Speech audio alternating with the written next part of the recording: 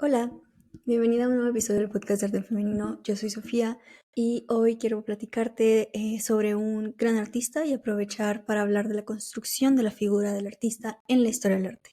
Y lo voy a hacer contándote de quién es mi artista hombre favorito, algo que a veces la gente piensa que decididamente no tengo y la verdad es que de hecho tengo como un sesgo inverso a veces en el que no recuerdo, no reconozco o ubico a los pintores más famosos, o incluso los reconozco más por una mujer que tuvo algo que ver con ellos de alguna manera, pero para nada es una decisión consciente porque justo uno de mis artistas favoritos es, como ya habrás visto en la portada de este episodio, Vincent Van Gogh.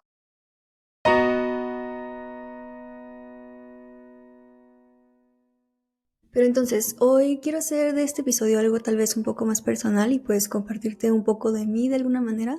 Yo crecí, considero, bastante rodeada de arte. En mi casa había muchos libros de arte y algunas litografías o cuadros de ciertas pinturas que le gustaban particularmente a mi mamá o que ella misma había pintado. Y cuando yo estaba en la secundaria, la verdad no recuerdo muy bien cómo fue, pero llegó a mis manos un libro llamado Anhelo de Vivir, que según yo ya era parte de la colección de libros de mi casa, era de mi papá de hecho. Este libro es una novela de Irving Stone que habla de la vida de Vincent Van Gogh a partir de sus cartas dirigidas a su hermano principalmente. Obviamente, como todo el mundo, yo ya conocía la obra de Vincent Van Gogh desde contenidos generales de cultura popular, ya sea por una película, una serie, fondos de pantalla, diseños inspirados en sus pinturas, también miles de publicaciones en Tumblr, que es donde yo me la vivía en esa época, o básicamente cualquier superficie que te puedas imaginar con la noche estrellada en ella. Y creo que fue justo eso, la sobreexposición a su obra, lo que hizo que el impacto de leer sobre su vida fuera lo que fue para mí. Y es que Van Gogh es un caso ejemplar para hablar de, como te decía, la construcción de la figura del artista, y a lo que me refiero con esto es principalmente cómo nos llega a nosotras la historia y la obra de estas personas, normalmente siempre de una manera decorada o idealizada incluso, pero sobre todo de una manera que se construye desde una mirada de consumo. Una mirada que al final convierte en un ícono a una persona, porque Van Gogh no es solo un mito, es un mito bastante rentable. Y te quiero contar muy a grandes rasgos un poco de la historia de la fama de Vincent Van Gogh, porque como quizá ya sabes, Vincent no fue una persona exitosa en vida, en términos de reconocimiento, y aunque produjo más de 2000 obras entre pinturas y dibujos, vendió muy pocos en vida. Existe el mito de que solo vendió una obra en toda su vida, que era la del Viñedo Rojo de 1890, justo el año en el que murió,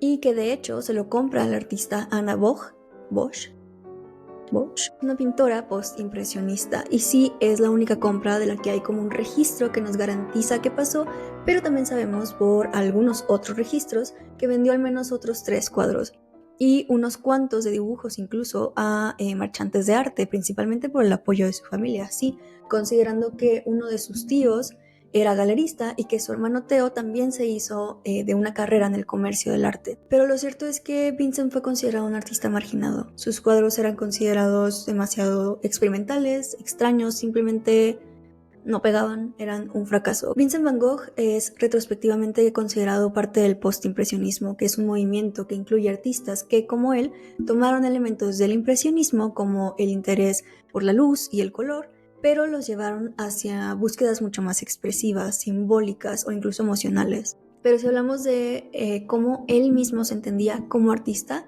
que al menos yo creo que tendría que ser relevante, Van Gogh no se consideraba parte de ningún movimiento claramente definido, ¿no? El término post-impresionismo se acuña después de su muerte. Él admiraba mucho a los realistas como Jean-François Millet por su representación de la vida campesina y la vida trabajadora, y también se sintió profundamente atraído en el arte japonés, particularmente las estampas ukiyo-e, que influenciaron su composición y color. Y en realidad el arte japonés era de gran interés para muchísimos artistas impresionistas, y más interesantemente Japón es una pieza clave en cómo es que Van Gogh asciende a la fama que tiene ahora. Te lo explico. Como ya te he contado antes en el episodio 2 de este podcast, Joanna o Joe Van Gogh, que es la cuñada de Vincent, al quedar viuda, se queda con las pinturas y las cartas del artista y su hermano. Y es ella quien decide apostar por su obra y en principios de 1900 organiza múltiples exposiciones retrospectivas que empiezan a despertar cierto interés de distintos compradores y poco a poco impulsa la adquisición de sus pinturas por toda Europa. En 1914 Joe realiza el trabajo de editar y traducir las cartas para publicarlas, lo que crea un interés particular en su obra, humaniza de cierta manera al artista y poco a poco esto incrementa el valor de sus obras, ¿no? Y el interés de instituciones por adquirirlas, como la Galería Nacional de Londres. Pero fue hasta 1975 que el hijo de Theo y Joe, Vincent Willem van Gogh, llamado en nombre de su tío, funda el Museo Van Gogh en Ámsterdam. Y aquí es donde te tengo que volver a contar de Japón, porque después de la Segunda Guerra Mundial, Japón apuesta por el coleccionismo del arte para impulsar la economía, recuperar la economía, y al voltear a ver hacia el occidente, se interesa particularmente en el arte impresionista y postimpresionista. Que, como te contaba, tenía evidentes inspiraciones en el arte tradicional japonés. Y en los 80s, la economía de este país ya estaba en auge, el coleccionismo se volvió muy popular entre la gente pues adinerada. En 1987, uno de los cuadros de Girasoles de Van Gogh estaba a la venta en una subasta. Se esperaba que esta pintura se vendiera por $12 millones, pero fue comprada por casi $40 millones por una compañía japonesa. Y en este momento fue la pintura más cara del mundo. Pero en 1989 se rompió el récord con otra pintura de Van Gogh, Lirios, que esta vez fue adquirida por un coleccionista australiano que pagó $53.9 millones por ellas. Y un año después el récord se volvió a romper por un magnate japonés que compró el retrato del Dr. Gadget por $82.5 millones.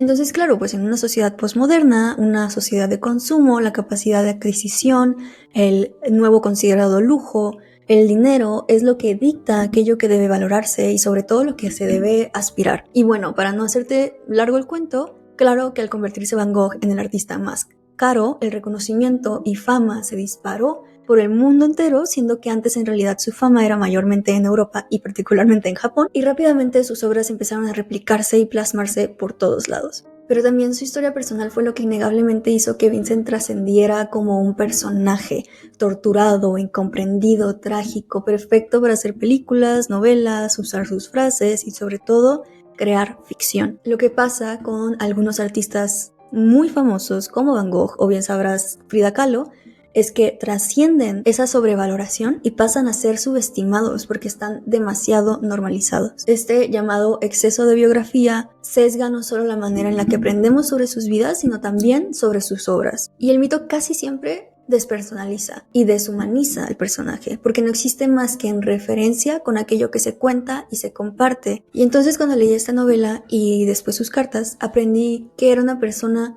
sumamente interesante y compleja. Era muy apasionado, muy sensible, y que todo lo que pasó en su vida se refleja directamente en su obra, o se puede al menos entender a través de ella. Y nos podemos dar cuenta de esto muy rápidamente cuando nos ponemos en contacto con sus propias palabras. Pero en ese momento, al ser una morrita tal vez de 14 años, entendí algo que nadie me había explicado de manera explícita, algo que no se me había cruzado antes por la cabeza.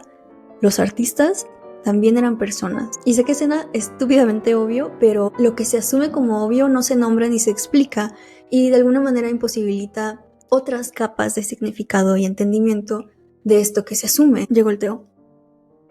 Mi gato Theo se llama Theo por Theo Van Gogh, así que se los quiero presentar. Theo. ¿Ven? Él no quiere presentarse en sociedad todavía, porque entender que los y las artistas son también personas significa darles un peso de igual valor a, por ejemplo, las temáticas que pinta y sus posturas personales políticas. Al permitir que un artista sea también una persona, tenemos que entonces tomar en consideración aquello que lo hace persona para entender lo que lo hace artista. Y realmente creo que humanizar y cargar de humanidad la producción artística de cualquier personaje de la historia del arte, de la literatura o del cine abre la posibilidad de desmantelar esta idea del genio idealizado y divinizado. Humanizar implica reconocer que la obra nace de una persona atravesada por condiciones históricas, sociales, de identidad, condiciones humanas que al final vuelven auténticas las prácticas artísticas de las personas. No voy a decir que siempre las benefician, pero ese no es el punto. Cuando entendemos la formación que tuvieron, las dificultades que pasaron, las aspiraciones, sus posturas, la obra es una decisión más. Y voy a cerrar este episodio contándote una de mis historias favoritas de Van Gogh. Cuando él tenía 25 años, él se había estado preparando para estudiar teología. Era un fanático de la religión, un entusiasta de la Biblia, fan número 1 de Jesucristo. Quería ser sacerdote y lo aceptaron como estudiante en la escuela evangelista, donde se les enseñaba a ser buenos predicadores y sobre todo a ser obedientes. Van Gogh, que siempre fue un poco tímido y torpe socialmente, batallaba mucho para estar en público y lograr por más que quisiera decir una palabra con claridad. Entonces lo mandan de misionero a un pueblo minero de Bélgica que lo impacta inmediatamente por el estilo de vida extremadamente duro y precario que tenía la gente del pueblo, en particular los mineros. Y pasa muy poco tiempo para que Van Gogh dejara de predicar solamente en iglesias y se metiera a las minas para hablar con la gente. Se le había asignado vivir con una familia del pueblo donde se le alimentaba, tenía su espacio para dormir, se le cuidaba, pero a él le parecía incongruente que él, que les hablaba de la palabra de Dios, de la vida de Jesús y sus sacrificios, viviera en mejores condiciones que ellos, por lo que entonces decidía darles lo poco que tenía, dejando su vivienda, comía lo mínimo para saciar su hambre y pues terminó viviendo de la misma manera que la gente del pueblo, lo que generó mucha empatía, pero a sus superiores esto no le gustó. Se preocupaban más por la imagen de sus representativos que por otra cosa y finalmente lo corrieron. Y así es que termina su carrera como sacerdote. Esta historia me gusta porque sobre todo me resuena mucho con la manera en la que Van Gogh creaba arte, de manera apasionada, entregada, auténtica. Y si entendemos a Vincent Van Gogh como la persona que fue, con luces y sombras, entenderemos su obra. Y para cerrar te comparto una frase evidenciadora de Van Gogh que decía: cuando siento una necesidad de religión, salgo de noche y pinto las estrellas. Muchas gracias por escuchar este episodio. No dejes de compartir, comentar, cuéntame qué te pareció, cuéntame quién es tu artista favorito y tu artista favorita y nos escuchamos muy pronto. Bye.